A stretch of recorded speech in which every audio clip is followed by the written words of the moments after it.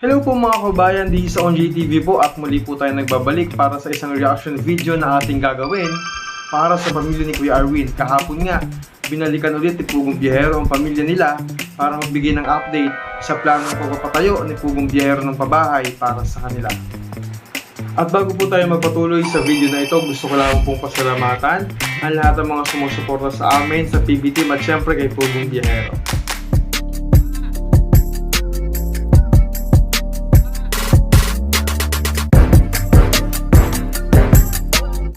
Muli ngang binalikan ni Pugong Biyahero ang pamilya ni Kuya Arwin upang ibigay ang magandang balita para sa kanila. Isang kababae natin at sponsor ni Pugong Biyahero ang nais bumili ng lupa para sa pamilya ni Kuya Arwin. Kaya naman, kinausap ni Pugong Biyahero si Kuya Arwin na kung may mahanap siyang lupa na may sukat na 200 hanggang 500 square meter. Hindi lamang bahay ang itatayo dito, kung hindi pwede rin pagtaniman ni Kuya Arwin ng bakanting lote o kaya naman ay lagyan niya ng kanyang mga alagang hayop katulad ng baboy at kambing at mga manok. Ito good news to mga kababayan, no? Mayroon kasi tayong isang sponsor pa bukod kay mga nabanggit natin itong mga nakaraan. Mamaya babanggitin ko rin po. At syempre, nandiyan naman po ang aming Tita PB Lab na nag-update lang sa amin kung paano namin kayo matutulungan. Nandyan lang siya regarding sa pabahay. Ngayon, kung may mahanap kang yuta 200 square meters to 500 square meter, meron tayong napakabait na sponsor na willing bilhin para sa inyo. Bibili tayo ng lupa kung mayroon kang mahanap.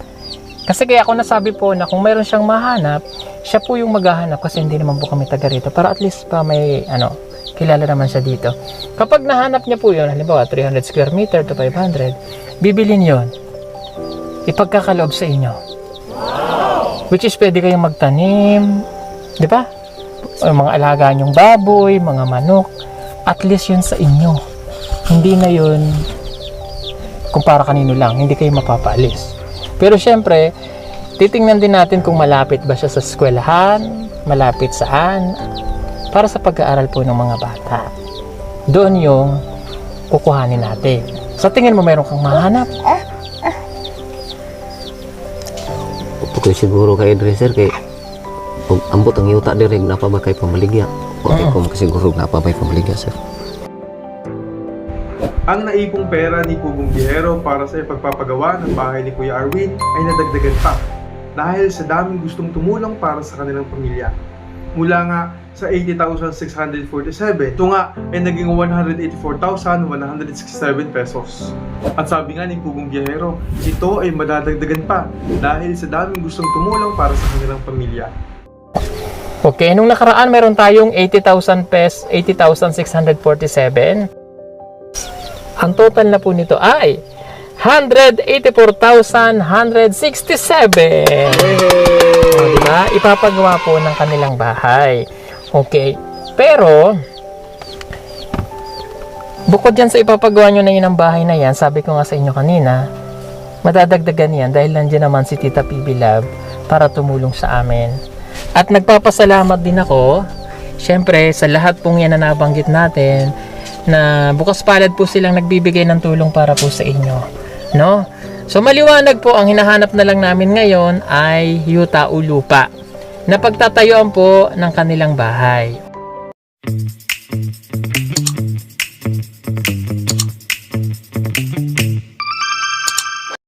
Nagabot din ng 5,000 pesos si Pugong Biyahero kay Kuya Arwin dahil baka daw mayroong mga gustong bilhin si Kuya Arwin kahit paano ay may panggastos sila. Pero bago kami umalis, ngayong araw na ito ulit, may ibibigay lang para at least bawas na lang natin. Mayroon kayong panggastos ng pamilya mo. Okay? At kung halimbawa may lumabis din sa pera na yan, na nakabudget para sa bahay nyo, i-explain naman namin sa inyo kung saan namin gagastusin at ibabahagi din namin sa inyo. Ano? Okay. O, ito na yung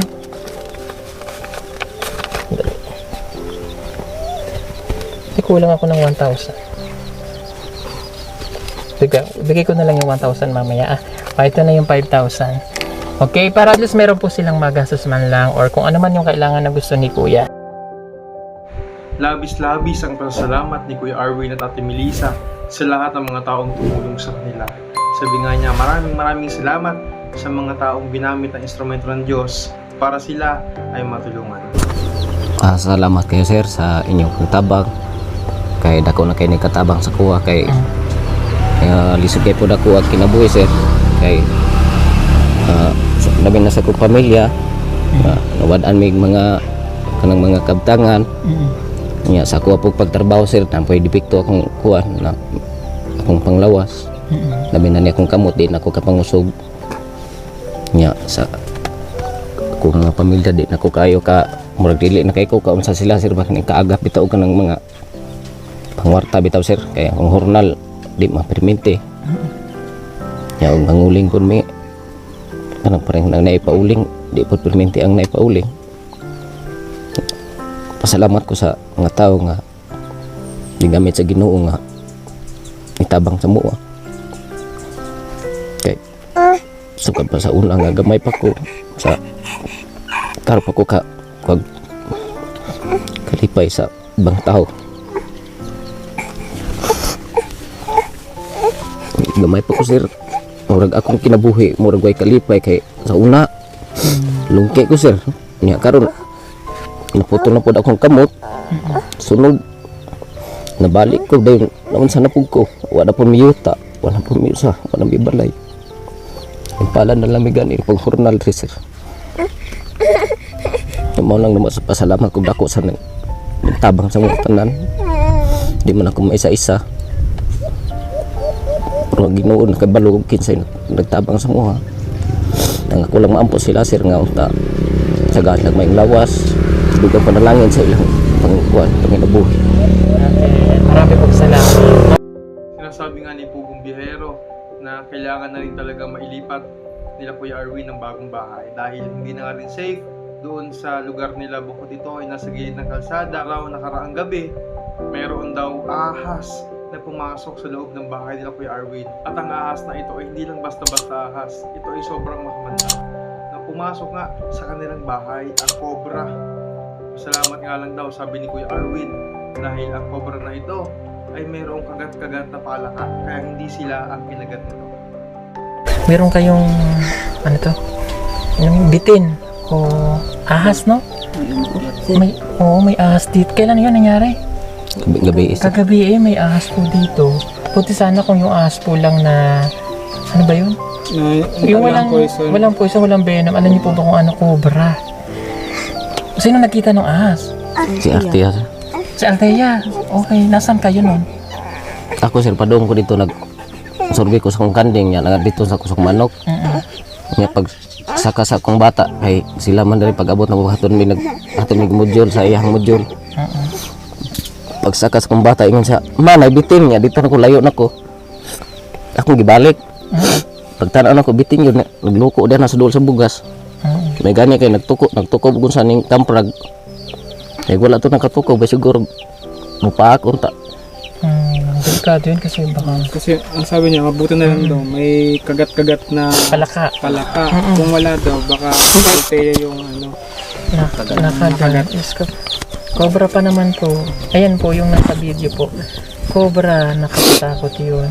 Kasi dyan ang galing. Kasi nga yung ano nila, naka-ano lang po sila sa bundok. Ito taas sa bundok na yung kabila. So, nakaganon lang po yung trapal para po hindi nga sila mabasa din ng ulan. At alam niyo, nakakatawa dito kay Kuya, napakasipag po nito. Mayroon siyang mga alagang baboy. Di ba alaga mo? Kanding. Kanding, limahan na ko na. 5? Ito, 5 kanding. Dili, limahan. Alimahan? Anong tawag doon? Sorry. Ano? Gialimahan ako baka nang giunsa gibatnan. Kumbaga may ari sir. Pinaalagaan. Oo. Pinapaalagaan lang sa iyo. Pag nagkaanak, meron ka. Oo. Kung dalawa, tag-iisa sila. Okay. Pero maganda, meron ka sariling alam. Pasipag niya. Mga kabayan, dito nga makikita natin na si Kuya Arwin ay patuloy na nagsusumikap sa buhay. Kita naman natin, nag-aalaga siya ng kambing, nag-aalaga siya ng baboy, meron siyang manok. Nagsusumikap, lumalaban sa buhay. Sa kabila ng hirap at pagsubok na pinagdadaanan, patuloy na itinataguyod ang pamilya, patuloy na lumalaban sa buhay. Sana ganun tayo. Sana po, gayahin natin si Kuya Arwin. Sa kabila ng hirap at pagsubok na pinagdadaanan sa buhay, ay patuloy na lumalaban. Dahil alam ni Kuya Arwin Nasa dulo nito ay may kaginhawahan. Dahil alam niya ng Diyos ay palagi niyang kasama, hindi siya pababayaan. Yun lamang po mga kababayan, at muli maraming salamat po sa lahat ng mga nanood at sumusuporta po sa atin dito sa ating YouTube channel. Palagi po kayo mag-iingat mga kababayan, pagpalain po tayong lahat ng Panginoon.